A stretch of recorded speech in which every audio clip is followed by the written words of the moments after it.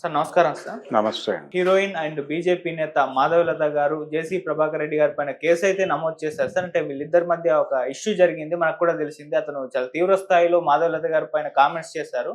అది అప్పుడు వివాదాస్పదంగా అయిపోయింది. సో ఇప్పుడు బీజేపీ నేత కూటమిలో ఉన్న టీడీపీకి సంబంధించిన నేత పైన కంప్లైంట్ చేయడం అనేది కూడా కాస్త ఇంట్రెస్టింగ్ గా మారింది సార్. మరి దీన్ని మీరు ఏ విధంగా చూస్తారు సార్? మరి ఏం జరిగే అవకాశం ఉంది? ఆవిడ ఆశ్రయించింది పోలీసుల్ని, తన మీద అనుచితంగా మాట్లాడాడు ఆయన అని. అలాగే ఆవిడ ఫిలిం అంటే మూవీ ఆర్టిస్ట్ అసోసియేషన్ ని కూడా అడిగింది ఆవిడ. అంటే యాక్చువల్గా ఆవిడని హర్ట్ చేయటం కాదు, ప్రభాకర్ రెడ్డి మాట్లాడిన మాటలు సినిమా పరిశ్రమలో ఉన్నటువంటి మహిళా లోకం మొత్తం కూడా సీరియస్గా ఖండించాల్సినటువంటి మాటలు. ఇండస్ట్రీ నుంచి ఒక స్పందన రావాలి, కానీ అక్కడ కనిపించలేదు ఆ స్పందన. ఇండస్ట్రీ వైపు నుంచి వీడికి మద్దతుగా ఎవరు నిలబడినట్టుగా కనిపించలేదు ఆ టైంలో. అలాగే మీడియా కూడా అక్కడ ఫోకస్ పెట్టలేదు. నిజానికి ఖండన రావాల్సినటువంటిది ఆ ఏరియాలో, అంటే కళారంగాల్లో పనిచేస్తున్నటువంటి మహిళలందరి మీద గంపగుత్తగా ఆయన మాట్లాడేశాడు, గ్రాంటెడ్గా తీసేసుకుని.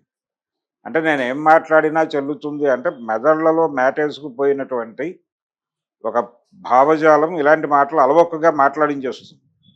ఇది తప్పని కూడా వాళ్ళు అనుకోరు, ఇది సహజమే అనుకుంటారు. అట్లా మాట్లాడినటువంటి పరిస్థితి చాలాసార్లు కనిపిస్తుంది జేసీ ప్రభాకర్ రెడ్డి దగ్గర.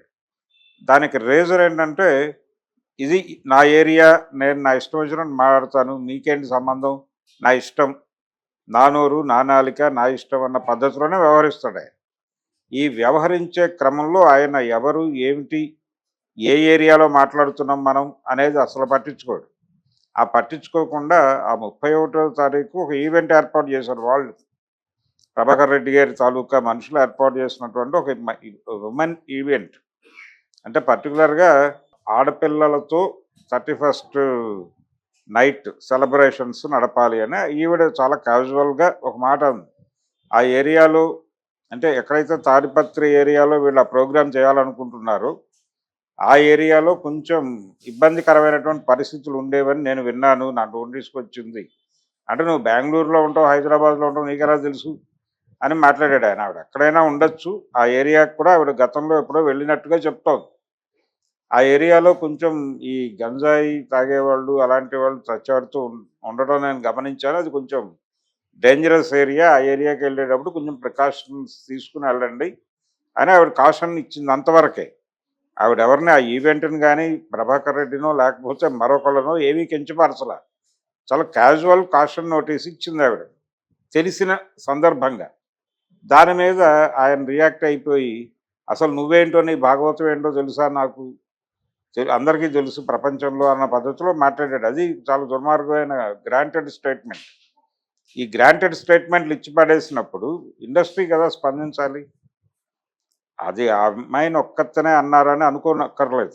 అది నిజానికి ప్రపంచంలో ఆవిడ లాగా అంటే కళారంగంలో ఉన్నటువంటి అందరూ అమ్మాయిల్ని అనేసినట్టుగానే భావించాల్సి ఉంటుంది.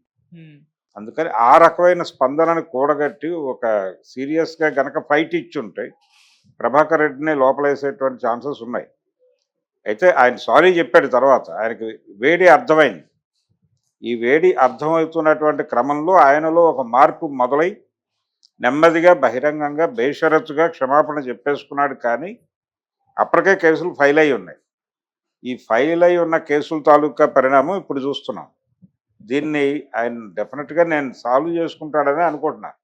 అంటే ఆయన పొలిటికల్ ఇమేజ్ ఇదంతా ఉంది, టీడీపీ సపోర్ట్ ఉంది, భారతీయ జనతా పార్టీ కూడా ఈయన పట్ల అంత వ్యతిరేకంగా అయితే కనిపించడం లేదు.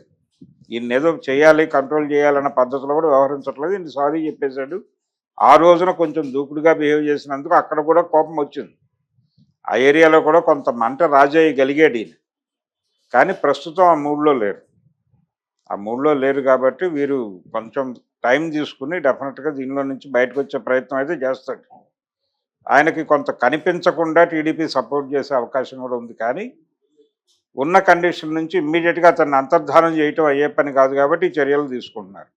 ఈ అరెస్టు దాకా వెళ్తుంది, ఇది అనివార్యం. ఈ అనివార్యతని కొని తెచ్చుకుంది ప్రభాకర్ రెడ్డి. ప్రభాకర్ రెడ్డికి మాత్రమే కాదు, వారి సోదరుడికి కూడా ఈ అంటే ఒక రకంగా తనని తాను అదుపులో పెట్టుకుని మాట్లాడటం అనేది లేదు. ఏ ఎమోషన్ అయితే ఆయన మనసులో నడుస్తోందో ఆ ఎమోషన్ని యథాతథంగా ప్రపంచం ముందు ప్రదర్శిస్తారు వీళ్ళు. అది ప్రాబ్లం. కొంచెం మీరు దాన్ని దాచేసి మాట్లాడాలి బహిరంగ వేదికల మీద. మీకు అనిపించింది మాట్లాడతారంటే కుదరదు అన్ని సందర్భాల్లోనూ. కానీ వీళ్ళిద్దరూ అనిపించింది మాట్లాడి వివాదాస్పదం అవుతారు. అలా మాట్లాడటం అనేది దానికి ఒక ప్రాతిపదిక ఏంటంటే మనం ఏం చేసినా చెల్లుతుంది, మనం చెల్లుబాటు చేసుకోగలం అనే కాన్ఫిడెన్స్. ఇది యాటిట్యూడ్ కాదు. ఇది యాటిట్యూడ్ అని చెప్తున్నారు కానీ అది కాదు. అంటే ఏమిటి, వీళ్ళు ఏదైనా బుల్డోజ్ చేయగలం అనేటువంటి ఒక రకమైనటువంటి అహంకారం. ఆ అహంకారం ఉండటం వల్లనే ఆయన అలా బిహేవ్ చేస్తున్నాడు ప్రభాకర్ రెడ్డి గారు. ఆయన నిరంతర తలకాయ నొప్పిగా మారుతూ ఉంటాడు. చాలా సందర్భాల్లో ఆయన ఎవరో ఒకళ్ళతో ఒక రిలేషన్లో నుంచి ఒక మాట అనేస్తాడు. ఆ మాట అన్న తర్వాత అవతల వాళ్ళు హర్ట్ అయ్యి వాళ్ళ గొడవలోకి వాళ్ళు వెళ్ళిపోతారు. ఇలా అనేక సందర్భాల్లో ఆయన అనేక పద్ధతుల్లో రెచ్చిపోవడం మనం చూసాం. అందుకని ప్రభాకర్ రెడ్డి గారు కొంచెం ప్రమాదకరం. ఆయన మీద సీరియస్గానే కేసు నడపగలిగితే, నడిపే పరిస్థితి డెఫినెట్గా ఉండదు. ఆయన కంట్రోల్ చేసుకునే ప్రయత్నం చేస్తాడు, అయిపోతుంది. అవసరమైతే ఇది తప్పు, సారీ చెప్పిన వీడియో ఉంది, ఇంకా నేను ఆల్రెడీ సారీ చెప్పాను కదా అని ప్రదర్శిస్తాడు, అయిపోతుంది. ఏది ఏమైనా జేసీ టార్గెట్ కావటం అనేది మాత్రం బాగుంది. నిజంగానే ఇబ్బందికరమైనటువంటి పరిస్థితి. అంటే అన్ని ప్రత్యేకతలు, అంటే మత పరిరక్షణ అనేది ఆడవాళ్ళ బాధ్యతగా ప్రవచనం చెప్పడం అనేది ఒక ప్రోగ్రామ్గా మారిపోయింది ఈ మధ్యకాలంలో. కానీ ఆచరణాత్మకంగా వాళ్ళని గౌరవంగా చూస్తున్నామా లేదా అనేది పట్టించుకోరు. వీళ్ళు ఇష్టం వచ్చినట్టు నోటికి ఎలా వస్తే అలా మారుతారు, ఎలా కావాలంటే అలా బిహేవ్ చేస్తారు. కానీ సందర్భం వచ్చినప్పుడు మాత్రం ఇదేమన్నా జరుగుతుందేమో అని భయం. అందుకని ఆయన డోలాయమాన స్థితిలోనే మాట్లాడుతున్నాడు ఇప్పటికీ. ఈ డోలాయమాన స్థితిలో ఉండటం సందర్భంగా ఆయన మీద ఒక కేసు, ప్రభాకర్ రెడ్డి మీద ఒక కేసు నమోదు కావటం, ఆ సందర్భంగా అరెస్టు, మంచి పరిణామాలే జరగాలి. అలా జరిగితేనే తెలుస్తుంది.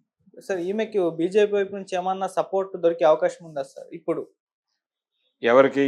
మాధవీలత గారికి. ఆవిడ ఆల్రెడీ చెప్పుకున్నారు. ఆవిడలో ఒక ఇంటర్నల్ ప్రాబ్లం, అంటే ఆవిడ బయటకన్న సందర్భం ఉంది.